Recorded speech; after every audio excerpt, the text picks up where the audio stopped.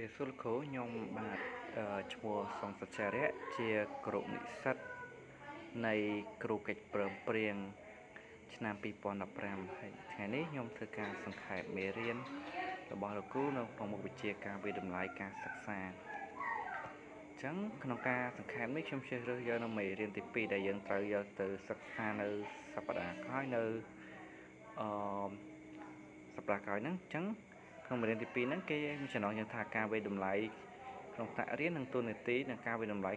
ក្នុងការបង្រៀននិងរៀនអញ្ចឹង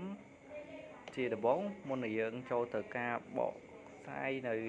ជាសង្ខេបនៃមេរៀនទាំងមូលហ្នឹងខ្ញុំសូមបញ្ចូលនៅនេះជាវត្ថុបំណងនៃមេរៀននេះជាមុនសិនអញ្ចឹងវត្ថុបំណងនៃមេរៀននេះទី1គេចង់ដឹងយើងថាភាពខុសគ្នារវាងនៃការវិតម្លៃសិស្សឬក៏វិតម្លៃគំនិតផ្សេងៗនៅក្នុងថ្នាក់រៀនហ្នឹងវាមានភាពខុសប្លែកគ្នារវាងថ្នាក់រៀនជាមួយនឹងភាពខាងក្រៅយ៉ាងដូចម្ដេចខ្លះទី2យើងអាចរកឧទាហរណ៍ផ្សេងដើម្បីបញ្ចូលវិតម្លៃនៃផ្សេងៗទៅកាន់ក្នុងការរៀននិងការបង្រៀនទី3យើងអាចប្រាប់ពីកត្តាផ្សេងពីលក្ខណៈតទៅនឹងទំនួលខុសត្រូវរបស់គ្រូទំនួលខុសត្រូវរបស់ពីខាងក្រៅទស្សនវិជ្ជាផ្សេងឬក៏ការអនុវត្តផ្សេងដែលមាននៅក្នុងជំនាន់ថ្មីនេះដែលបានចាត់រដ្ឋពលក្នុងការសម្រេចចិត្តរបស់គ្រូក្នុងការវិតម្លៃក្នុងការថ្នាក់រៀននិងការអនុវត្តរបស់គ្រូម្នាក់ៗទៅតាមបទដ្ឋានដែលពួកគាត់ជ្រើសរើសរៀងៗខ្លួនអញ្ចឹងទៅយើងចូលទៅដល់សេចក្តីផ្ដើមតែម្ដងគ្រូមេតិកាសិនអញ្ចឹងក្នុងមេតិការបស់ពួកយើងវាមាន3ចំណុចទី1សេចក្តីផ្ដើមទី2កត្តាសំខាន់ដែលជាឥទ្ធិពលក្នុងការវិតម្លៃថ្នាក់រៀនទី3ធាតុផ្សំនៃការវិតម្លៃនៅក្នុងថ្នាក់រៀនអញ្ចឹងយើងចូលចំណុចទី1សេចក្តីផ្ដើមអញ្ចឹងជាធម្មតាការបង្រៀនខ្លឹមសារមេរៀននិងបទពិសោធន៍នៃការសិក្សាវាមានភាពបន្ទាក់កលាគ្នាយ៉ាងខ្លាំងក្នុងការសម្រេចចិត្តឲ្យលោកគ្រូអាចសង្ខាស្រួលវិតម្លៃខ្ញុំលើកជាឧទាហរណ៍មួយនៅធម្មតានៅពេលដែលយើងរៀនយើងអាចយល់ដឹងច្បាស់ពីសិស្សឬក៏ពេលយើងបញ្ចូលមេរៀនទៅយើងអាចបន្ស៊ាំពួកគាត់យល់ពីគំនិតផ្សេងអញ្ចឹងធ្វើឲ្យការសម្រេចចិត្តរបស់ពួកយើងទៅលើពួកគាត់អាចយល់ដឹងថាកម្រិតសិស្សនេះនៅកម្រិតណាឬក៏គាត់នៅអាចថានៅកម្រិតមួយណារវាងពីផ្សេងគ្នាទៅតាមការមើលជាក់ស្ដែងរបស់យើងអញ្ចឹងទៅយើងចូលចំណុចទី2អញ្ចឹងយើងចូលចំណុចទី2នេះជាកត្តាសំខាន់ដែលជាឥទ្ធិពលក្នុងថ្នាក់រៀនអញ្ចឹងនៅពេលដែលចំណុចទី2ហ្នឹងយើងមានជាសំណួរមួយអញ្ចឹងយើងចង់ដឹងថាកត្តាអ្វីខ្លះដែលធ្វើឲ្យជាឥទ្ធិពលដែលជះដល់ការវិតម្លៃនៅក្នុងថ្នាក់រៀនអញ្ចឹងទៅខ្ញុំសូមលើកយក6 vector ដែលក្នុងមេរៀនដែលខ្ញុំបានរៀននេះទី1ចំណេះដឹងបំណិននិងអេយ៉ាប័តនៅក្នុងសតវត្សទី21ខេមអញ្ចឹងសតវត្សទី21បើយើងនិយាយចំគឺជាលំហយ៉ាងខ្លាំងតាក់ទងបច្ចេកវិទ្យាគំនិតថ្មីដែលបណ្ដុះបណ្ដាលយ៉ាងឆាប់រហ័សនៃបច្ចេកវិទ្យាធម្មតាទេពិភពលោកវាវិលទៅមុខអញ្ចឹងវាប្រកាសណាស់បច្ចេកវិទ្យាដើរទៅមុខការអប់រំក៏ត្រូវបត់បែនទៅតាមនឹងដែរអញ្ចឹងក្នុងអរិយប័ត្រកំណត់នៅសតវត្សទី21នេះទាមទារឲ្យយើងជាមួយនឹងសិស្សគឺត្រូវអនុវត្តឲ្យបាននៅបំណិនមួយដែលអាចធ្វើឲ្យដើរតាមទៅតាមសម័យកាលនៃបច្ចេកវិទ្យាមួយនេះអញ្ចឹងបន្ទាប់ពីនេះយើងចូលទៅចំណុចទី2គេហៅថាបច្ចេកវិទ្យាចំណុចបច្ចេកវិទ្យាដែលមានឥទ្ធិពលជាដល់ការសិក្សាថ្នាក់នេះមានន័យថាលើសពីដែលយើងអាចជ្រើសរើសមានន័យថាយើងមិនគ្រាន់តែបង្រៀនសិស្សទៅតាមរបៀបរបបដែលយើងសិក្សាជាមួយនឹងក្តារខៀនឬជាមួយនឹង Word ឬអីទេអញ្ចឹងយើងអាចជ្រើសរើសបច្ចេកវិទ្យាផ្សេងដើម្បីបន្ថែមនៅក្នុងថ្នាក់រៀនដូចជាការមាន slide មានអីដើម្បីផ្សព្វបញ្ចាំងពីចំណុចផ្សេងនៃមេរៀនឲ្យពួកគាត់កាន់តែយល់ច្បាស់ជាងនេះទៅទៀតឬក៏ស៊ីជម្រៅមួយទៀតយើងអាចឲ្យគាត់ជ្រើសរើសបច្ចេកវិទ្យាដូចជាថ្មីដែលគេបង្កើតជាទូរស័ព្ទជាកុំព្យូទ័រដើម្បីឲ្យគាត់សិក្សាស្វែងយល់បន្ថែមឬក៏រៀនអនុវត្តខ្លួនឯងនៅផ្ទះបន្ថែមទៀតឲ្យកាន់តែយល់មេរៀននេះកាន់តែច្បាស់និងស៊ីជម្រៅជាងនេះទៅទៀតចូលមួយទៅចំណុចមួយទៀត តិពលដែលចេះទៅលើវាដូចជាគោលការណ៍នៃការបង្រៀនរៀនទិសដៅបង្រៀននិងរៀបផ្សេងៗអញ្ចឹងមានន័យថាគោលការណ៍បង្រៀនហ្នឹងយើងបានរៀបគោលការណ៍មួយសម្រាប់ពួកគាត់ហើយជាមានជាទិសដៅមួយបង្រៀនឲ្យពួកគាត់ឲ្យល្អឬក៏ទិសដៅដែលធ្វើឲ្យពួកគាត់ហ្នឹងមានអារម្មណ៍ថារង្វាស់រង្វល់ស្រួលក្នុងការយើងវាតម្លៃគំនិតនិងគំនិតរបស់ពួកគាត់អញ្ចឹងនៅពេលដែលយើងប្រើទិសដៅនិងរបៀបរបត់បង្រៀនផ្សេងទៅកាន់ពួកគាត់ធ្វើឲ្យយើងងាយស្រួលចូលថាសិស្សហ្នឹងអាចចាប់បានចំណុចដែលយើងចង់បានឬក៏មិនបានហើយមិនតែប៉ុណ្ណោះការបង្រៀនទិសដៅឬក៏អេយ៉ាប័តផ្សេងហ្នឹងឲ្យពួកគាត់កាន់តែយល់ហ្នឹងវាបានជាតលហេកមួយយ៉ាងល្អឲ្យពួកគាត់ហ្នឹងជួយ follow ឬក៏រົບតាមគោលការណ៍ដែលយើងដាក់ឲ្យទី2ការអប់រំតាមប្រព័ន្ធស្តង់ដារអញ្ចឹងធម្មតាទេយើងអាចជ្រើសរើសស្តង់ដារផ្សេងដែលយើងអនុវត្តនៅក្នុងថ្នាក់រៀនមិនថាធម្មតាស្តង់ដារអប់រំវាមានច្រើនប្រភេទទៅតាមបទដ្ឋានប្រទេសឬក៏អប់រំទៅតាមក្នុងស្រុកអីចឹងដែរអញ្ចឹងយើងអាចជ្រើសរើសស្តង់ដារមួយដែលល្អមួយដើម្បីយើងមកសាកល្បងពួកគាត់ក្នុងការសិក្សាឬតេស្តឬក៏ធ្វើបែបជាលក្ខណៈខ្ជុះអីផ្សេងហ្នឹងដើម្បីពួកគាត់ហ្នឹងឆាប់យើងធ្វើដើម្បីដឹងថាសិស្សរបស់យើងហ្នឹងស្ថិតនៅកម្រិតណាហើយនៅពេលដែលយើងតេស្តស្តង់ដារហ្នឹងអាចធ្វើឲ្យពួកគាត់មានការផ្លាស់ប្ដូរពីមុនអត់អញ្ចឹងយើងអាចជ្រើសលទ្ធផលនៅពេលដែលយើងមុននឹងអប់រំតាមប្រព័ន្ធស្តង់ដារនិងអត់ស្តង់ដារតើមួយណាមានផលជាងហើយតើពេលដែលយើងដាក់ស្តង់ដារទៅតើសិស្សរបស់យើងអាចគោរពតាមគោលការណ៍ដែលយើងដាក់បានឬទេអញ្ចឹងហើយនេះគឺជាចំណុចល្អដែលបានយើងជ្រើសរើសប្រព័ន្ធស្តង់ដារមួយដែលថាជាចំណុចល្អដើម្បីនិយាយតម្លៃថ្នាក់រៀនអញ្ចឹងចូលចំណុចមួយទៀតការប្រឡងថ្នាក់ជាតិនានាជាធម្មតាទេនៅពេលដែលប្រឡងក្នុងថ្នាក់យើងអាចវាតម្លៃបានខាងក្នុងថ្នាក់ថាគាត់អាចបកកែឬមិនបកកែនៅក្នុងថ្នាក់នោះប៉ុន្តែនៅពេលដែលពួកគាត់អាចមានឱកាសទៅប្រឡងថ្នាក់ជាតិឬថ្នាក់ជាប្រភេទសិស្សបកកែឬក៏ជាខ្វិសទូផ្សេងឬក៏ទៅតាមមូលដ្ឋានសាលារៀនឬក៏មុខវិជ្ជាផ្សេងអីដែលគិតថាគាត់បកកែពេលនោះយើងអាចវាតម្លៃសិស្សយើងថាពួកគាត់នៅកម្រិតណាភាពដែលគាត់រៀនហ្នឹងល្អនៅកម្រិតណាអញ្ចឹងជាសត្វតែជាចំណុចល្អដែលយើងអាចធ្វើការវាតម្លៃសិស្សរបស់យើងបានមួយទៀតអក្ខរកម្មផ្នែកទិន្នន័យអញ្ចឹងជារួមទៅអក្ខរកម្មផ្នែកទិន្នន័យហ្នឹងយើងធ្វើដូចជាជំរឿនសម្រាប់សិស្សដែលអាចមានន័យថាគាត់ចេះឬក៏មិនចេះអញ្ចឹងនៅពេលដែលយើងតេស្តស្តង់ដារសិស្សដឹងចេះមិនចេះហើយយើងអាចអនុវត្តបាននៅគោលការណ៍បន្សុទ្ធនិងយល់កាន់តែច្បាស់ថាសិស្សយើងនឹងនៅរង្វាស់កម្រិតណាអញ្ចឹងយើងទៅកាន់ចំណុចមួយទៀតត្រូវការនៃពិភពលោកនិងតំណែងអន្តរជាតិអញ្ចឹងមុនយើងជួយចំណុចមួយសិនការយល់ស៊ីជំរឿបញ្ញត្តិគ្រឹះខ្លឹមសារមេរៀនសំខាន់ៗអញ្ចឹងធម្មតាមេរៀនយើងគ្រាន់តែមិនយល់ត្រឹមច្បោយល់ត្រឹមតែអន្លើដែលគេលើកឡើងមើលទេជាក់ស្ដែងយើងគួរតែពង្យល់ពួកគាត់ឲ្យស៊ីជំរឿដោយឫសគល់មួយដែលអាចឲ្យពួកគាត់យល់បាននិងកាត់អត្ថន័យបាននឹងឲ្យកាន់តែជ្រៅជាងដែលពួកយើងនឹងបង្រៀនពួកគាត់តែតាមសិភៅព្រោះថាសិភៅវាអាចបានត្រឹមតែបង្រៀនយើងត្រឹមតែថាគំនិតអ្នកនិពន្ធដែលគាត់ឃើញតាមសម័យកាលគាត់ប៉ុន្តែទៅសម័យកាលថ្មីអាប់ដេតថ្មីអញ្ចឹងពេលរឿងពេលនេះវាអាចខុសប្លែកពីមុនអញ្ចឹងយើងគួរតែបង្រៀនគាត់ឲ្យមានបញ្ញត្តិគិតឲ្យខ្លឹមសារមេរៀនឲ្យស៊ីជម្រៅជាងនេះទី2ការដឹងពីពុទ្ធិដោះស្រាយបញ្ហាមានន័យថាពុទ្ធិមានន័យថាយើងដឹងខ្លួនឯងដោះស្រាយដោយពុទ្ធិប្រកបដោយចាណញ្ញាណដោយសក្តិដោយការប្រើប្រាស់ការគិតសេចក្ដីរបស់យើងឲ្យបានអបសារទី2ចំណុចទី3គឺការប្រកប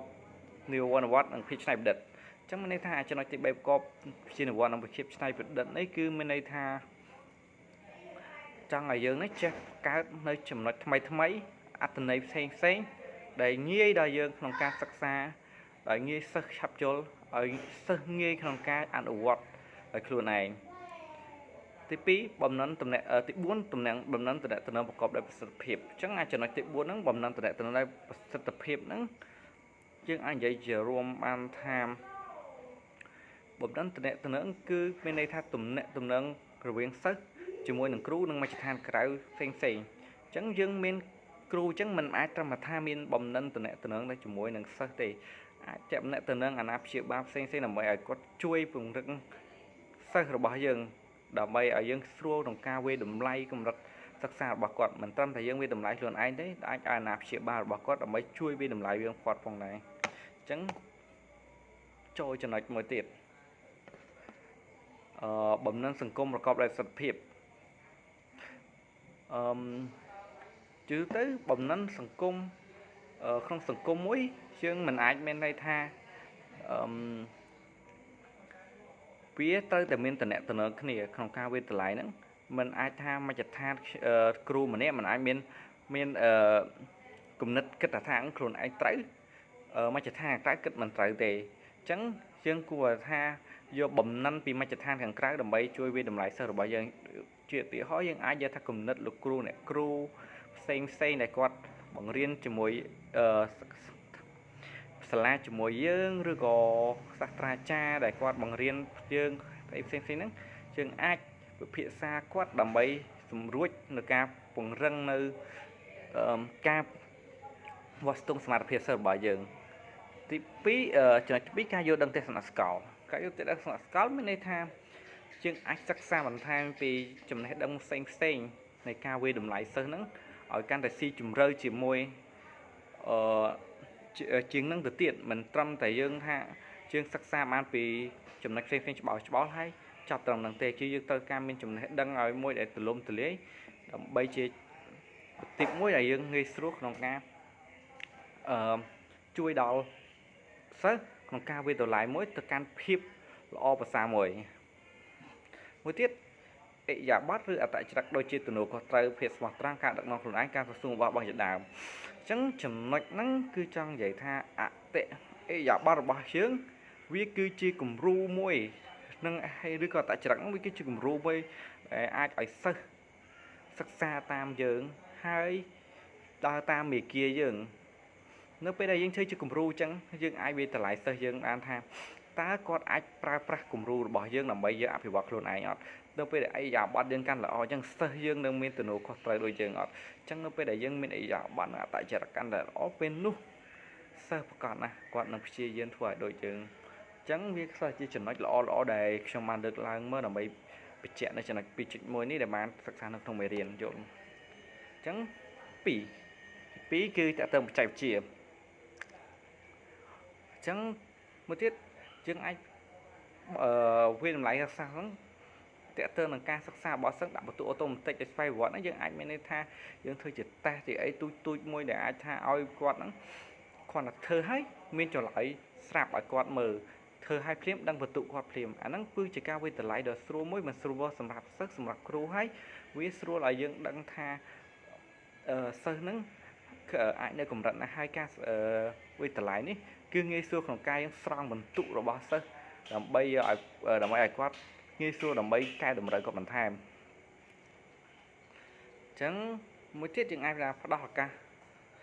ជាច្រើនដល់គ្រូបង្រៀននៅមធ្យមផ្សេងៗក្នុងការសិក្សារបស់អ្នកសិក្សាអញ្ចឹងមានន័យថានៅពេលដែលមានបច្ចេកវិទ្យានឹងជួយហើយលោកគ្រូអ្នកគ្រូគាត់អាចសម្រួចខ្លួនឯងក្នុងការបោកដាក់បន្ទុកឬក៏ដកដាក់បន្ទុកអីផ្សេងទៅតាមបទដ្ឋានដែលពួកគាត់អាចជ្រើសរើសបានហ្នឹងទៅអញ្ចឹងចូលចំណុចមួយទៀតទស្សនវិធីនៅពេលដែលក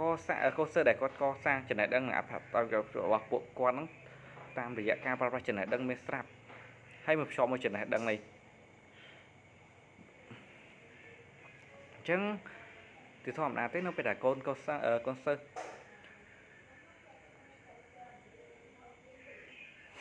្ចឹងធម្មតាពេលដែលយើងបង្រៀនគាត់មេរៀនចាស់មេរៀនដែលយើងបង្រៀននៅថ្នាក់ទី1ដល់ទី6នៃបឋមសិក្សាវាគឺជាដូចជាខ្សែច្រវាក់មួយដែលជាមិនដាច់ពីគ្នាអញ្ចឹងវាបន្តគ្នាអញ្ចឹងចំណេះដឹងដែលគាត់មានស្រាប់ហ្នឹងវាដែលគាត់បានសិក្សាពីមុនអញ្ចឹងវាមានជាខ្សែនឹងមួយដើម្បីចងគាត់ទៅបន្តថ្នាក់ថ្មីទៀតនៅពេលដែលគាត់ដាច់មួយអញ្ចឹងគាត់អាចធ្វើឲ្យយើងបាត់ nơiចំណុចមួយធ្វើឲ្យការវិតម្លៃការសិក្សារបស់គាត់តេចយចឹងនៅពេលដែលពួកគាត់បានសិក្សាពីក្រោមកាន់តែច្បាស់គ្រឹះកាន់តែជ្រៅចឹងយើងអាចវិតម្លៃនៅថ្នាក់លើបានថាគាត់មានគ្រឹះពីក្រោមរឹងហើយចឹងយើងអាចបង្រៀនពីលើបានយ៉ាងស្រួលប៉ុន្តែបើសិនជាគាត់មានគ្រឹះពីក្រោមស្រួលទេយើងមើលតម្លៃគាត់ទៅគាត់ថាគាត់នៅខ្សោយណាស់ចឹងយើងត្រូវបង្រៀនគាត់នៅជាមួយនឹងវិន័យផ្ទាល់ខ្លួនចឹងយើងចូលទៅវិន័យផ្ទាល់ខ្លួនចឹងយើងនឹងថាឲ្យកូនសិស្សហ្នឹងគាត់មានវិន័យផ្ទាល់ខ្លួនទៅលើអីមួយមិនមែនប្រកាសថាវិន័យទៅលើដែលថាមករៀនថាអីតាសាលាអីទេវិន័យផ្ទាល់ខ្លួនកូនសិស្សហ្នឹងគាត់ត្រូវដឹងថាខ្លួនគាត់នឹងត្រូវធ្វើអីគាត់ត្រូវថាបើវេនសម្អាតទៅធ្វើអីវេនគាត់ការសោឬក៏ធ្វើអីនៅក្នុងថ្នាក់ក្នុងអីចឹងយើងត្រូវបញ្យល់ប្រាប់គាត់នឹងជួយសម្របសម្រួលទាំងចំណេះដឹងថ្មីផ្សេងឲ្យគាត់ស្របហើយគាត់យល់គាត់ដឹងច្រើនជាងនេះបន្តទៀតចឹងចូលទៅចំណុចពីទៀតចឹងពុទ្ធិត្រូវបានសម្របដោយវប្បធម៌និងបរិបទសង្គមដែលជាប្រខាំងអន្តរកម្មរវាងគ្នាចឹងធម្មតាទេពុទ្ធិយើងដូចនិយាយចឹងវាដូចជាខ្លួនការដឹងនៃខ្លួនឯងវប្បធម៌ឲ្យពួកគាត់ដឹងពីសង្គមបរិបទសង្គមនៃខ្លួនឯងអាចជាអត្តពលពីអន្តរកម្មអីផ្សេងទីចំណុចនេះវាការលើកទឹកចិត្តប្រកបសភាពធម្មតាទេនៅពេលដែលសិស្សធ្លាក់ឬក៏ជាប់អីវិញយើងគួរតែការមានលើកទឹកចិត្តគាត់បើមិនជាគាត់បកកែខ្លាំងអីយើងគួរតែលើកចិត្តគាត់ថាឲ្យខំបន្ថែមទៀតសិក្សាបន្ថែមទៀតឲ្យខ្លាំងជាងតទៀតចំណែកសិស្សដែលមិនអន់ឬថាគាត់រៀនមិនសូវពូកែអញ្ចឹងយើងបន្តពីការវាតម្លៃយើងហើយយើងគួរថាមានការលើកទឹកចិត្តគាត់បន្ថែមទៀតមិនឲ្យគាត់បោះបង់ទៅហ្នឹងឬក៏ទៅមុខទៀតអញ្ចឹងជារួមទៅការលើកចិត្តគឺត្រូវតែមានសម្រាប់ថាបន្ទាប់ពីវាតម្លៃសិស្សទាំងពីរប្រភេទថាគាត់មិនប្រកែឬមិនប្រកែក៏ដោយជារួមទៅយើងគួរតែការលើកទឹកចិត្តនេះគឺជាចំណុចល្អមួយដែលថាជាតលហេតុសម្រាប់សិស្សយើងទៅអនុវត្តយើងជាគ្រូដើម្បីអនុវត្តលើសិស្សនៅពេលដែលយើងវាតម្លៃរួចរាល់តើអញ្ចឹងចូលចំណុចទៀតយើងទៅស្វ័យតម្លៃផ្ដោតស្វ័យតម្រង់ទិសស្វ័យឆ្លោះបញ្ចាំងបញ្ញាចិត្តនិងត្រួតពិនិត្យតាមដានស្វ័យមួយទៀតចំណុចមួយទៀតស្វ័យវិសុភាពចំណុចអាចទទួលយកជ័យមានសារៈសំខាន់ក្នុងការលើកចិត្តការចូលរួមសិក្សាអញ្ចឹងចំណុចហ្នឹងយើងវាស្តៀងនឹងចំណុចមុនណាជាងយើងអាចយល់ន័យដែលខ្លួនឯងបានថាវាមានបតិកលាគ្នាបន្តអញ្ចឹងយើងអាចតទៅមុខទៀតអញ្ចឹងការលើកទឹកចិត្តនិងការកំប្រឹងប្រែងនេះក៏យើងអាចនិយាយរួចហើយអញ្ចឹងយើងសុំតទៅមុខទៀតអញ្ចឹងបន្ទាប់ពីចប់នឹងហើយយើងសួររំលឹកខ្លួនឯងដែលយើងបានរៀបរាប់ពីលើហ្នឹងមកពីក្រោមវិញថាអញ្ចឹងអ្វីទៅជាការតម្លៃការវិតម្លៃសិក្សារៀនអញ្ចឹងយើងអាចបញ្ជាក់ន័យជារួមបានថាការប្រមូលផុសតាងឬការបកស្រាយការប្រើប្រាស់ផុសតាងផ្សេងដើម្បីគ្រប់គ្រងការសម្រេចចិត្តសិស្សឬក៏តាមមធ្យោបាយផ្សេងឲ្យពួកគាត់ហ្នឹងកាន់តែងាយស្រួលយល់ងាយដឹងក្នុងការសិក្សារៀនសូត្រតែប៉ុណ្្នឹងទេថែមអញ្ចឹងយើងចូលចំណុចមួយទៀតបន្ទាប់ពីយើងសិក្សាតម្លៃវាទាំងមួយអញ្ចឹងយើងអាចបានវិភាគសំយោគជាធៀបសមនៃតម្លៃការសិក្សាហ្នឹងវាមានអីខ្លះអញ្ចឹងយើងមើលទៅចំណុចបន្ទាប់ដែលយើងបានចូលហ្នឹងទីមួយគឺវត្ថុបំណងក្នុងវត្ថុបំណងហ្នឹងគឺបានបែងចែកមកអំបំណិននៃការសិក្សារបស់សិស្សដែលលើកទឹកចិត្តនិងបំណងអីយ៉ាប់ផ្សេងហ្នឹងនៅសតវត្សទី21ឬក៏ចូលចំណុចនេះខាត់ដាក់បន្ទុកឲ្យកូនសិស្សដល់បន្ទាប់ពីយើងដាក់បន្ទុកហើយយើងមានន័យថាយើងអាចផ្ដល់ព័ត៌មានទៅអាណាព្យាបាលរបស់គាត់ដែលថាគាត់យ៉ាងម៉េចការរៀនសិក្សារបស់គាត់ខែនេះអាចឲ្យពួកគាត់ហ្នឹងជួយកែសម្រួលអីយ៉ាបតសិស្សឬក៏ឲ្យគាត់ហ្នឹងជួយសម្រួលពួកគាត់បន្ថែមហើយចំណុចមួយទៀតការកែសម្រួលបង្រៀនឲ្យប្រសើរឡើងអញ្ចឹងមានន័យថាបន្ទាប់ពីយើងបានផ្ដល់ព័ត៌មានផ្សេងឬដាក់បន្ទុករួចរាល់ហើយយើងគួរតែកែតម្រូវការសិក្សារបស់គាត់បន្ថែមទៀតអញ្ចឹងមានន័យថាយើងគួរតែកែសម្រួលការសិក្សារបស់សិស្សដែលខ្សោយហ្នឹងឲ្យគាត់ខិតខំបន្ថែមដែលយើងបានលើកឡើងចំណុចខាងលើដូចជាការលើកទឹកចិត្តជាដើមហ្នឹងសុទ្ធតែជាចំណុចដែលបានយើងលើកមកchứយើងបានហើយជាចុងបញ្ចប់យើងមានន័យថាយើងគ្រាន់តែវិនិច្ឆ័យចំណុចទៅចំណុចខ្លាំងចំណុចខ្សោយដែលយើងបានសិក្សាទូបណ្ឌិតការផឹងប្រៃនិងការរីកចម្រើនរបស់សិស្សហើយចងក្រងតាមការសិក្សាជាសិស្សជាឯកសារផ្សេងហ្នឹងទៅដើម្បីជួយសម្រួលទាំងសិស្សទាំងយើងហ្នឹងឲ្យការវិតម្លៃហ្នឹងកាន់តែមានប្រសិទ្ធភាពហើយនឹងសិស្សហ្នឹងទទួលបានការសិក្សាយ៉ាងល្អយ៉ាងខ្ជាប់ខ្ជួនមួយទៀតចូលចំណុចនេះថាការវាស់វែងអញ្ចឹងនៅពេលដែលយើងដឹងពីកម្រិតសិស្សកម្រិតអីហើយយើងអាចវាស់វែងជាតួលេខអញ្ចឹងយើងបន្តពីតួលេខយើងអាចកំណត់ពី ការវាកាប់កិច្ចការការប្រើប្រាស់ចំណេះដឹងរបស់សិស្សហ្នឹងនៅកម្រិតណាលក្ខណៈថាទោះសិស្សនឹងល្អឬក៏ពូកែដល់កម្រិតណាយើងត្រូវមើលទៅលើគេហៅថាអិយាបថរបស់សិស្សតើគាត់គួរនៅចំណុចមួយហ្នឹងស័ក្តិសមនៅពេលខ្លះគាត់គ្រាន់តែជាសិស្សអាចពេលឲ្យចាប់យកបានចំណេះដឹងអាចឆាប់ចូលបានប៉ុន្តែអិយាបថក្នុងអត្តចរិតក្នុងការសិក្សារបស់គាត់គឺមានលក្ខណៈថាมันអាចទទួលយកបានចឹងទៅអញ្ចឹងយើងគួរថាអាចពូកែប៉ុន្តែអរិយាបថស្ទើរយើងគួរកែតម្រូវអរិយាបថផ្សេងៗរបស់គាត់ឲ្យល្អជាងនេះទៅទៀតអញ្ចឹងចំណុចហើយបន្ទាប់នៅពេលដែលយើងវាយតម្លៃឲ្យប្រកាសណាស់វានឹងមានភាពប្រតិបត្តិតាក់ទងទៅនឹងលទ្ធផលដែលយើងសិស្សខ្លះគាត់មិនសុខចិត្តឬក៏មិនសុខចិត្តប៉ុន្តែជារួមទៅយើងអាចសំយោគគំនិតទៅតាម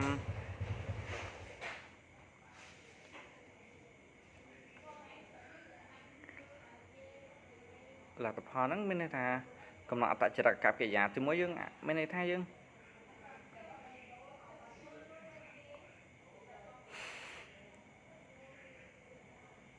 នៅពេលដែលយើងចង់បានភាពស្តង់ដារមួយអញ្ចឹងលក្ខណៈដែលវិនិច្ឆ័យដែលស្តង់ដារហ្នឹងយើងគួរតែមានវិធានមួយដែលល្អដើម្បីបញ្ជាក់ទៅកាន់សិស្សវិញប្រាប់ថាគាត់នឹងនៅក៏មានហេតុអីគាត់បានប៉ុណ្ណឹងអីប៉ុណ្ណឹងអញ្ចឹងយើងគួរតែបង្កើត standard មួយផ្ទាល់ខ្លួនឬទៅកាន់សិស្សដើម្បីឲ្យគាត់យល់ពីការវាតម្លៃរបស់យើងហ្នឹងឲ្យមានលក្ខណៈល្អប្រសើរអញ្ចឹងទៅអញ្ចឹងការប្រើប្រាស់លទ្ធផលជារួមយើងបាន3ចំណុចធំៗជាមួយការវិនិច្ឆ័យការដាក់បន្ទុកការសម្រួលការបង្រៀនការវិនិច្ឆ័យហ្នឹងយើងវិនិច្ឆ័យលើសិស្សដែលយើងបានបញ្ជាក់ខាងលើការដាក់បន្ទុកគឺជាបន្ទាប់ពីយើងវិនិច្ឆ័យសិស្សរួចរាល់ហើយយើងអាចមើលឬក៏ឯកសារដែលគាត់ធ្វើហើយយើងអាចដាក់បន្ទុកទៅតាមកិរិយាផ្សេងមិនថាអីមិនថាថាចាប់កិរិយាប្រចាំថ្ងៃការសិក្សាប្រចាំថ្ងៃអវត្តមានអីផ្សេងហ្នឹងសុទ្ធតែជាចំណុចល្អក្នុងការដាក់បន្ទុកហើយចំណុចបន្តគឺការសម្រួលការបង្រៀនបន្ទាប់ពីយើងដាក់បន្ទុកហើយមួយសារនេះយើងក៏អាចវិនិច្ឆ័យឬក៏វិភាគថាកម្រិតសិស្សនៅកម្រិតណាយើងអាចសម្រួលការបង្រៀនយើងទៅតាមវិធីផ្សេងទៀតដែលអាចឲ្យយើងបរៀនសិស្សឆាប់ចូលឆាប់ចេះដឹងជាងនឹងទៅទៀតអញ្ចឹងទៅអញ្ចឹងជារួមយើងបានកំណត់ថាការវាយតម្លៃសិស្សហ្នឹងវាយើងបានលទ្ធផលចំណុចធំ3ហ្នឹងបញ្ចូលគ្នាដែលបង្កើតជាតលហេកមួយដែលបានបង្ហាញថាឲ្យយើងនឹងអាចវាយតម្លៃបន្ទុកសិស្សវាយតម្លៃការបរៀនរបស់យើងវាយតម្លៃការរៀនរបស់សិស្សនឹងឲ្យសម្រួលបានល្អទៅមុខអញ្ចឹងសង្ឃឹមថាបន្ទាប់ពីខ្ញុំសង្ខេបមេរៀននេះហើយលោកគ្រូអាចនឹងយល់នឹងជួយកែតម្រូវបន្ថែមនៅចំណុចដែលខ្វះខាតរបស់ខ្ញុំចំពោះការបកស្រាយនៅមេរៀនទី2នេះអញ្ចឹងសូមអរគុណលោកគ្រូជម្រាបលាលោកគ្រូ